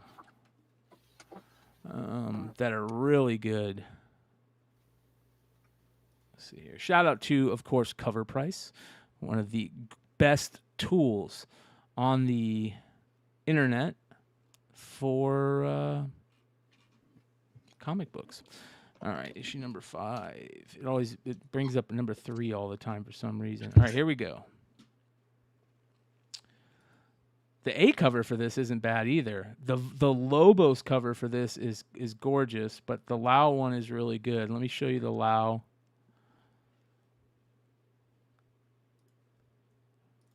Here is the Warren Lau version. Yeah. But look at the Lobos, man. The Lobos is really nice. I love Lobos' coloring with the way he does like lighting on the shine that he does. So very interesting. Yeah, when I talked to him, he's starting to color his own books now again. Good. That's awesome.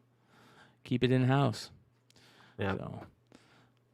All right. What is this selling for again? Sorry. 75? Yeah, like 75. Not bad. All right. Well, moving on to the number 7 spot this week. The Einfeld Gang Massacre, number 1 from Image Comics, came out earlier this year. Yeah. For some reason, I don't remember this coming out. I don't. And maybe either. because it was when it came out, it was only selling for cover price. I don't know. Yeah. Do you remember this at all? No clue. It is. First of all, it's an excellent cover. Like, this is excellent. Especially if you like old school, Western covers, this is a great cover. So let me run down real quick what this is about. From Image Comics, it says the Einfeld Gang Massacre. That Texas blood duo returns to Ambrose County, Texas, with an all-new miniseries set 150 years in the past. Gunslinger action meets dark frontier drama in this original Western thriller, as Montgomery Enfield and his gang of outlaws find themselves in the crosshairs of an aging Texas Ranger and a newborn county that's hungry for law. So there you go. This is all these issues are a huge connecting cover set. Look at this. Oh, I didn't even notice that. Yeah. That's tight. Every issue is a connecting cover. It's cool that it's not a variant, So I will tell you, there's not many of these available. But this thing is up to $30. wow. Yeah, so I think if you raid your LCSs this weekend, you may be able to find this one. I'm guessing. I'm going to look. I believe if I can actually get to a store, I will definitely look for it. I'm in Texas. It's probably already sold out. So. Yeah. Oh, that's true. Yeah, it might be. Who knows? $30 raw though. What's the cover price on it? It's Image. $4, I think. Yeah. Yeah, probably $4. Yeah.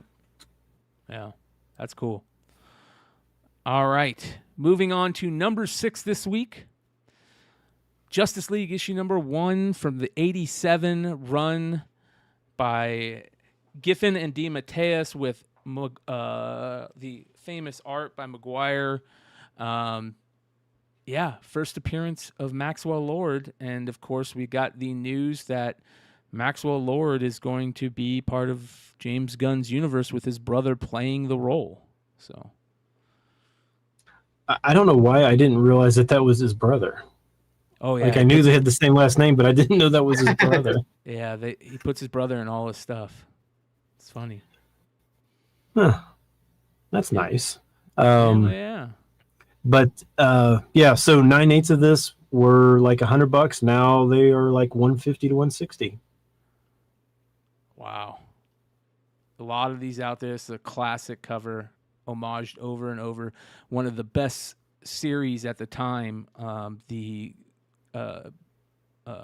Booster Gold and Blue Beetle series. That's what I think of. I think of when I think of this series, I remember reading it and loving Blue Beetle, Booster Gold, and of course Guy Gardner. And I love those issues, the famous issues with Guy Gardner getting punched, and the Lobo issues with Guy Gardner and all that stuff. Very, very cool series, much beloved series of Justice League right here. Wasn't Maxwell Lord in like Wonder Woman? Yeah, played by Pascal. Yeah, Pedro Pascal. Yeah, but he was so bad in it that I think they're okay doing it again. Hmm. Yeah. So, okay. Yep. Yeah, famous Batman punching Guy Gardner. But how much do you say this is? Is this selling raw for a decent amount? I don't know about raw. CGC 9/8s are up to like 150, 160. Yeah. Yeah, Sinister Titan, I agree. That Wonder Woman movie was an abomination. It looked like it was going to be so good, and it just was absolutely horrid. Beyond horrid. So, all right, halfway through the list, you guys. There's 187 watching live right now, and we have less than 100 likes. 93 likes, you guys. Go ahead and hit that like button if you haven't done it already. Let's get us above 100 likes before we end the show tonight. And let's get into the number 5 spot this week. Mad Max Fury Road Furiosa, issue number 1. And the trailer for Furiosa is so damn good. I can't wait to see that in a theater. Yeah, I couldn't believe that they actually got Anya Taylor-Joy to play in this. But I guess I really couldn't believe that they got Charlize Theron to play in it before. Dude, so she was so good in that. Yeah. But yeah, so when this came out, this was people wanted this. This sold really well off the shelves initially. I think the second print sells for even more. I think it's harder to find, but yep. But this had been selling for about $8 to $10, and now it's 20 to 30 raw. Wow. Again. Nice. Yeah, I picked these up when it first came out. Did you guys see the teaser? The new teaser? Looks great. Oh, yeah. I watched the original the other night, and I watched the behind the scenes making of it, and the relationship between Tom Hardy and what's her name, Charlize Theron. They hated each other, but it made for such a good dynamic. Yeah. And if you guys haven't seen the behind the scenes on that movie, do yourself a favor. I think you can find it on YouTube. It is so freaking good. Really? Yep. Hell yeah. Yep. George Miller, right? The famous director and guy who wrote it, always wanted. I totally forgot that there was 3 Mad Max movies before it. I for some reason in my head I always thinking there was only 2, but I always forget about that first one, that was like independent. So the Mad Max. What was it called? Road Warrior? Or there was Road Warrior, Thunderdome, and then what was the one that I always forget? Yeah, I can't remember. Yeah, I know what you're like I said, talking I always forget Yeah. it. Chat will let me know. But yeah, the 3 of the originals. I was just thinking the same thing, Brian. You actually read my mind. I was like, man, Yeah. the first 2, like there's only 2 originals, and then you said Road 3. Warrior, Mad Max, and Mad Max Beyond the Thunderdome. Thank you, John Horn and Lord of Brooklyn. Yeah, I always forget about the Road Warrior. So, all right. This would be a great book to get, what's her name, to sign. Hell yeah. Yeah. Is that, I mean, I know that it's the character, but is that really Charlize Theron on there? Did the artist really try to do It Charlize looks like Theron? her. Looks Yeah, it dead looks just on. like, Yeah. like, I was wondering if that was her first cover appearance. Yeah. I don't know. Dennis apparently knows the artist, so ask him. He went to high school with him. Dennis is all over the place, man. Dennis should be on the show tonight. What the hell, man? He's an OG. The show is just for Dennis, you know. Yeah. I'm glad he's here watching live, because we wouldn't know all this stuff if he wasn't. All right, moving on. Number 4, you guys. Oh, we're going to talk about this one. Stray Dogs, issue number 1, is back on the House of Stein Hot 10 list, you guys. I feel like we've had this on By the Dip. Like, Yeah, we had like a couple months ago, like 10 months a couple months ago, something like that. Yeah, so 9/8 of this were like 40. Now this week they're up to like 75, 80 again. And I think it was because somebody, I guess they got a writer or multiple like things happened. Richie, if you can talk about the story about it getting re-optioned, I guess. What happened with the optioning of the movie? So the producer, who's tied to It and a bunch of other really popular horror movies, he optioned it under his own banner. I think it's called Coin something. I don't remember what the name is. Coin something. That was 9/11/2020. Okay, and that's what everybody was going crazy, so on and so forth. Then that's prime in the middle of the pandemic. Pandemic's going, and then we have a writer's strike. We don't hear nothing about Stray Dogs. There's a new announcement this week. Same person, same producer is tied to this, but it's no longer optioned under his banner. It is now officially in a production with Sony and Screen Gem, and Sony is trying to build up Screen Gem's horror division, and I think that's a really big deal. So basically, what I'm saying is that sure, they're similar. It's the same person. It's the same person that's moving this along, but one is optioned, and the other one is, hey, this is moving along. But guess what? We have a new sponsor. We're in a new building. We're in Sony and Screen Gem, and that is huge because, look at what Sony's been doing for all this animation stuff. They're doing a really good job, and the fact that they're building up, the horror division, and they're adding this comic adaptation. This is a really big deal. So I'm really glad this announcement came out. But yeah, just to let you know, it is the same person, the same person tied to it in 9/11/2020, but that was just optioned. You guys know everything's optioned. Okay. And at the same time, a lot of us know this from coming from the horse's mouth, either talking to Tony or Trish, friends of the channels, friends of a lot of us here. I saw Tony in San Diego this year, chatted with him. They went through the famous option hell. And if you guys don't know what that means, Richie kind of hit on it. A lot of these things, when they get optioned, it sits until there's a script that they love. And most of the times it goes through multiple script writers, multiple producers or showrunners. And at the point that I think I talked to them, it was getting ready to come back to them if something didn't happen. So at the same Gary time... Doberman, that's his name. Yeah, Gary Doberman. And at the same time, you guys, big news that we talked about recently, Stray Dogs creative team to do a new book called Feral. And this is from the Hollywood Reporter. Shout out to Trish and Tony. Look at that. Looking so great on that Hollywood Reporter page. The many lives of cats will be put to the test in Feral, a new horror comic from Tony and Trish. The duo are the creators of Stray Dogs, a surprise hit that took a cute and cuddly approach to the serial killer genre. So we got a new series coming out, and this looks awesome. So 2 big news stories for Stray Dogs this month. Yeah, Very, so very like cool. Chad in the comments makes a really good point. So 97, he says 97%.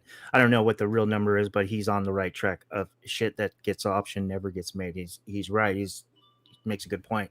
And that's what I'm trying to get at. Like, yeah, in 9/11/2020, boom, it was optioned, okay? But then you have a pandemic, and then you have a writer's strike, and so many things, so many projects have been either delayed, canceled, or are in limbo since the writer's strike. So long story short, point being is that now we have some real concrete news, and it's also being done by Sony and Screen Gem, which that was never announced back in 2020, and that's huge. And here's a couple quick pages of the new series, Feral, which is being called an Aristocrats Meets Walking Dead. So, and that you sounds guys, cool. yeah, you know how great these 2 creators work together. It's just absolutely amazing. So be on the lookout. We're going to get a ton of great homage covers from them again. So I'm sure there's going to be, 100 covers coming out that we're going to see. But when it's people that are as great as Tony and Trish, I'm all for it. I love to see them come up. And I love Tony basically saying, yeah, they put out a lot of books and it might have been overdone, but it got him a house out of it. So congratulations, brother. Congratulations. Aaron, yeah, I agree. Aaron, is Trish still on Comic Book Women? She'll show up every so often. Okay. Yeah. Yeah, so if you guys don't know, like Aaron was saying, you can catch Rewinds Nearing Nirvana. It's kind of like our sister channel. No pun intended. In our circle, part of our crew. They have a really good show, as you guys know, Comic Book Women. I believe it's on Tuesdays. Aaron is most of the time you're producing something or like that or whatever on every channel. But long story short, she's really good when she's on that show. Every time she appears, I try to watch it. But And she's been hanging out with the Team Nerd Herd that's on Near Nirvana, and so she'll show up on Cover Lovers too. Hell yeah. That's the Saturday show? That's the Monday show. Gotcha. Yeah, Tony and Trish are 2 of the nicest creators in the game, and I will root for them anytime, all the time. So let's continue to root for them, and let's hope that Feral shows up on this list when it comes out too. But a lot of great covers for those Stray Dog books, and the one that I remember people going for the most was that issue number 1 acetate cover that came out before Acetate Gate. Which is a very hard book to find. So, what is it selling for on the secondary market? 9/8 are back up to 75 to 80. They were only about $40. Wow, Nice. wow. So if anybody picked those up when they were on Buy the Dip, you got yourself a nice little double up there. Nice. All right, you guys, we got 3 spots to go, 207 watching live. Hit that thumbs up and that like button, just like our boy Keep It Thorough did. He says, what's up, Stein, McClay, Richie, and YeeZee? I'm here late, but I still got the thumbs up in time. Hell yeah. Make sure you guys check out Thorough's channel, Keep It Thorough Comics. He's one of the best content creators in this game. So shout out to him and everything that he does over there. Let's move on to spot number 3. One of my all-time favorite books, Wolverine number 10, the first Wolverine and Sabretooth fight from 1989, the Wolverine ongoing. Great book. This one doesn't look like it's from 89, does it? I know, dude. No. It was slept on for a long time, too. Yeah. Yeah. So same thing with the Sabretooth thing going on. Now, whether or not you should be paying a premium for Sabretooth just because he's showing up in set photos at Deadpool, there's going to be like 1,000 characters in Deadpool, right? Right. Yeah. I hope it's not a train wreck. I feel like it's going to be because they're just throwing every character at the wall. But I have a feeling Ryan Reynolds has a say in this kind of project, and I'm clinging on to that because Ben makes a good point. I mean, it's just getting ridiculous, starting to look like a spaghetti bowl. And if Ryan Reynolds or anybody has a say, they keep it on the straight line, and it makes sense. Yeah, but CGC 9/8 of this were about 110 to 125. This week they jumped up to like 175 to 180. Wow. I still feel like that's low for this book. So, I know. Do you really? I thought yeah. Okay. I like this book a lot, man. Yeah, newsstands. Yeah. I think there's Mark Jewelers, right, for this. Yeah, Mark Jewelers. I just wanted to add. I know a lot of you guys are going, well, what about Uncanny 212 and 213? Because Uncanny 212, 213 was like in 85, 86, something like that. It was like and what I mean by the first fight between Sabretooth and Wolverine in their continuity. In the Wolverine tab. In their continuity. Yeah. It's telling the story of their first fight. Yeah, and that's what I was just basically saying. Yeah. So if you guys are looking for that kind of stuff, your first battle of them in the 616 is actually Uncanny X-Men 212. First cover of those would be 213. And then Wolverine 10, like Brian said, is your first in the Wolverine title of the brothers battling on the cover and in the guts. Yeah, in their continuity, yeah. So. Plus, it's written by Claremont. Yep. Oh, yeah. Good point. Yeah. So, all right, let's move on to the second spot this week. Miles Morales, Spider-Man, number 12, the 1 in 25 that we have been talking about for a couple weeks now. Such a great cover, and here it is, back on the list.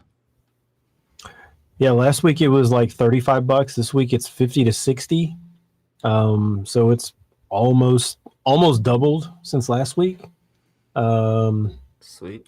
Again, I think we kind of talked about it last week. This is a cover that I do like. I like these very, I don't know, I don't want to say basic covers, but are they called point of view or something? I don't know. I just like these covers where it just from a distance, it makes the hero look really small. Like it doesn't like put him like right in your face. Like he's just part of the landscape or something like that.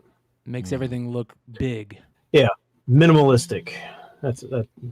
I love the Silver Surfer covers like that. They're good great. Call. Yeah. What is this one selling for right now again? 50 to 60 now. Nice.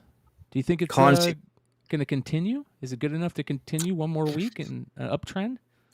Maybe. I don't know. I mean, it's a number 12. Mm-hmm.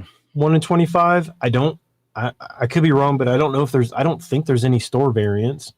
So, I mean, you would tend to think that a number 12 would not be heavily ordered. I mean, it is a Spider-Man title, but it's just a Miles Spider-Man. Right. So it's not like it's ASM. I don't know. I'm trying to think if I would pay 50 for it. Because usually if I would pay 50 for it, then it's probably going to be worth more than that because I don't generally spend $50 on a book like that. How do you say the artist's name? Baldion? Is that how you say it? David Baldion? Smith. Baldion? Yeah. Okay. Smith. This would be like a really good cover if you're seeing the cover artist or the writer or whatever. I don't care. To get sketched like in that, because there's so much red in the sky, red sky space. That would be incredible to get like a remark or a sketch right there. I think that'd be tight. Oh, I could see that. As long as he's not kissing himself like that that ASM 667 Delato where he's kissing himself. Yeah. Oh, that thing. Oh, yeah. That book is trash. Just kidding. All right, you guys. Let's get into the number 1 spot this week. love that book. X-Men Blue Origins #1, the E.M. Gist Virgin 1 in 50 variant. Absolute banger of a cover. So good. Crazy story and a little too crazy in my opinion, being a huge Mystique and Nightcrawler fan. This whole storyline, they try to retell Nightcrawler's origin, and it is so messed up that Really? it is absolutely. They go back and retcon a retcon that was retconned. So Nice. it makes me happy that at least the cover is great, because these are two of my favorite characters. Me too. And I always love the fact that, you know, she was his mom and this and that. But man, they have just, this is exactly at AOA. Now, Mystique is not his mom. Mystique is his dad. What? Yes. She hooked up. She was having a relationship with another female, not Azazel, a female, and she was the male in that role, and she shapeshifted and created a male sexual organs, and now instead of being Nightcrawler's mother, she's his father. Read the issue; it'll blow you away. Yeah. Weird. Yeah.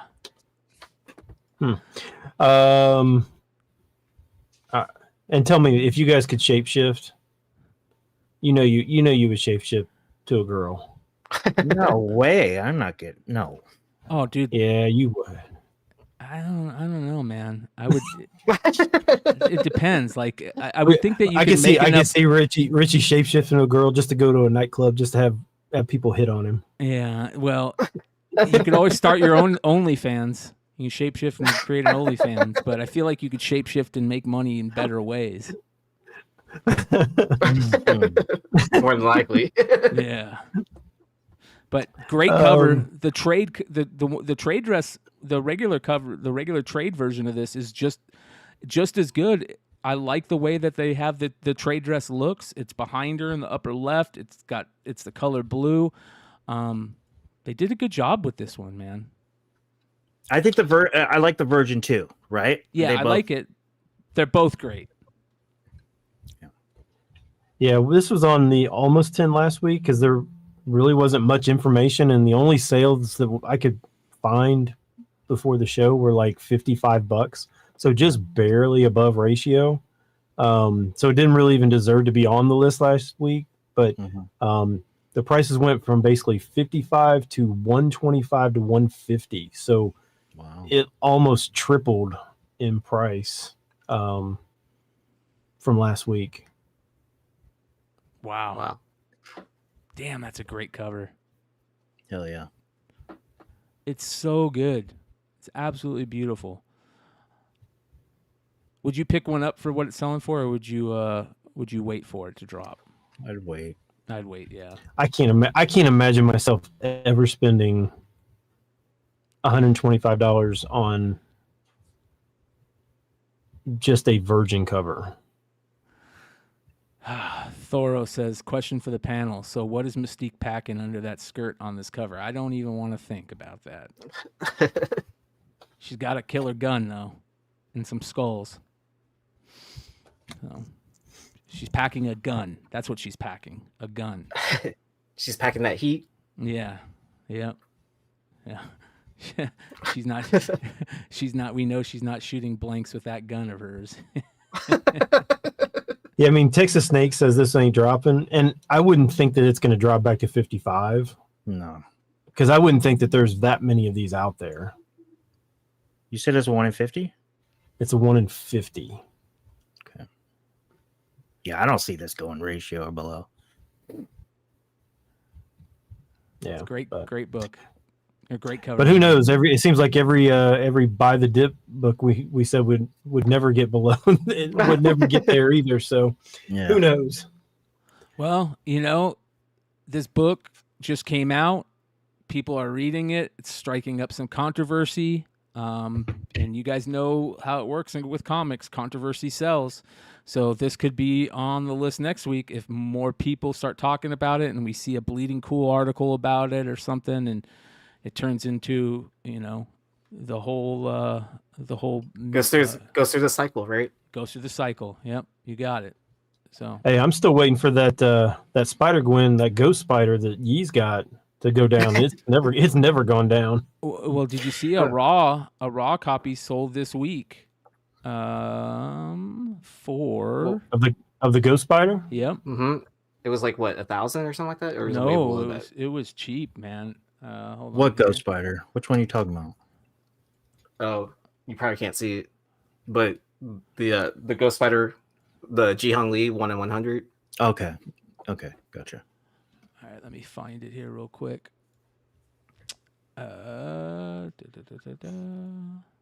Night Watch, thank you for joining. Appreciate you. Always has interesting comments. $645, high grade raw. It says sold for $645.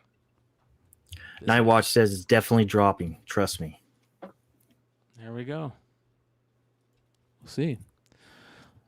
We had a talk about the Ghost Spider book this week on the Wednesday night show for the market report, because that's what I put it in there for the market report. And anytime you bring that book up, there's always that talk of some people like it, some people don't. That's one of those covers that you either love it or you hate it, and I love it. I think it's great, man. Just like I love this cover. So cool. Very, very, very cool stuff. All right, you guys, thanks for hanging out with us tonight. Congratulations to all the winners of the Stein packs. And Ben, remind everybody when you're going to be opening those Stein packs for everybody. Probably be on Sunday or Monday is my guess. It depends on how much time I've got on Sunday, but probably then. I'll be there. I'll be there with you. Oh yeah, if you want to join the show, you're definitely welcome to. Hell yeah. Sweet. Yeah, because these guys don't even know what I'm putting in there either. So it's all surprise to them. He won't even sell me a pack. I've been asking him, like, hey, Dan, I'd like two, one for you to open and one to send me, so I can open it on my channel. He's like, nope. Richie has never had one. Brian's never had one either. No. Well, I did 3 or 4 on my channel at this point. So yeah, he's had a few. You gave me throughout one. the time. Yeah. You gave me one. Remember the hit monkey? You gave it away. Yeah, but you gave that away. You didn't Keep it wasn't for you. Well, I only gave it away because you made me do it. He kept going, man, I got you. I was like, okay, cool. And he's all, so here's the goal. I want you and Brian, and I appreciate you guys, my bros. Guys, get more subs, get more views, this and that. And I'm like, so is there any, I'm thinking in my head, is there any chance I could talk him out where I can just keep this? Didn't happen, but Patrick wanted. He's a good dude. I'm glad. And then you bought it for Patrick, right? Thank you, Ben. Yeah, if you would have kept it, I would have never even known. I would never do that. Before we call it a night, I do want to give a shout out to our boy Red Hood. Miss you, bro. And I also want to give a big shout out to Billy over at Economics and Comics. He's going through some issues with his mom right now, and he's send your love and thoughts and prayers over Billy's way.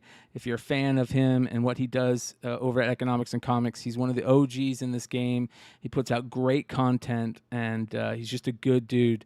So much love to Billy at Economics and Comics, and we appreciate you, brother. That being said, I also want to shout out our boy Ronnie, who was having problems with his dog. Hopefully that worked out. And then our boy Adam, blind Adam, who had to put down his pup. So much love to him too.